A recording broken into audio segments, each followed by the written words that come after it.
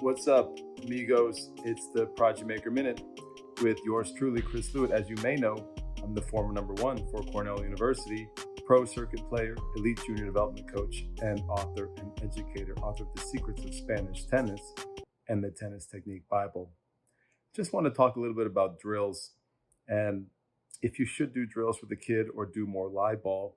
In this age of Instagram and social media, I think we've all become enamored with drills, and I call them sexy drills, quote unquote, or elaborate drills with different combinations and patterns that look cool, and they look really, really awesome on Instagram when you do a short video, but they're actually not always that productive, and maybe not the most optimal way to develop a player with these types of drills. So I think you have to be really careful not to fall in love with drills.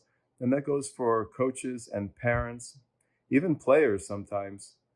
I'm not going to name names, but there's a lot of channels. I follow a lot of channels on YouTube, a lot of channels on Instagram. I follow a lot of young players on Instagram, for example, and I see what their coaches are doing, different drills that are, I think, questionable in terms of their value long term for a player's development, but they look really good, and they get likes, they get thumbs up, they get clicks, they get views. And so I think it's a phenomenon in today's world, in our social media, uh, in this world of social media, that we have to be careful not to fall in love with drills just for the sake of drills. If a player needs to work on their technique and fine tune something, or if a player's struggling motorically to learn something, that's a time to go and clean the technique and hand toss and feed the ball in a dead ball way, dead ball feeding, and to work on those things. And that makes a lot of sense.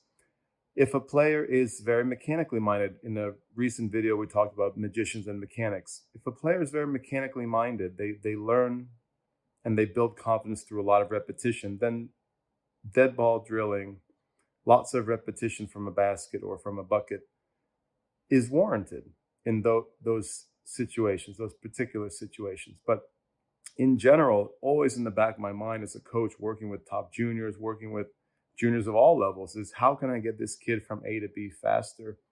And whenever I bring out a basket or a bucket of balls and I start making the situation closed, if I make a closed drill that is not real, essentially, that's not a real situation, I think it can slow down the development of a lot of players.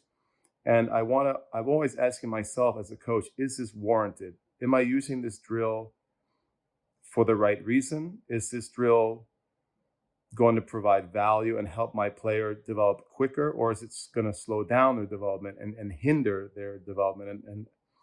And that, I think, is the question that is really important to ask yourself if you're a coach, or if you're a parent watching a lesson, watching your kid train, or if you're a parent training your kid. Are the drills you're selecting really of value? Are they going to help move your player along the development pathway faster? Or are they hindering the development of your player? But they look real good. They might provide a lot of activity. I love that quote, where you don't mistake activity for development or learning or growth. Just because a drill there's a lot of activity going on, don't mistake that for actual development. And I think that's a great way to try for parents and coaches to try to discern exactly what is valuable and what is not. Separate the wheat from the chaff. And with the way social media is, the way Instagram is, sometimes just hitting and playing points or doing something live ball just doesn't look as good on the camera. It's more difficult to film. It doesn't provide as exciting content. And I think that's unfortunate. So I think we all have to watch out for that. Don't get seduced by the latest sexy drill. There are some drills that are cool, they look cool, and they're also valuable. But many times I think good old-fashioned playing playing with the kid, working on stuff in a live ball situation can get a kid from A to B faster, except in those situations that I mentioned, those specific situations. So be prudent when you're using the basket, when you're using a bucket of balls. Don't just go to the basket automatically. I always ask myself, is there a way I can develop this with a live ball? Is there a way I can do this without resorting to the basket, without resorting to a closed environment where I'm hand feeding or feeding with the racket or something like that? And I think if I can find a way to do it without the basket, it's more optimal in most situations. Although there are always times where a kid needs that repetition, needs the closed environment for the reasons I mentioned. I think we should always ask ourselves, are we doing this drill for the benefit of the player? Or is this drill more for appearances? Does it look really good, but it's not actually providing a lot of value for the kid?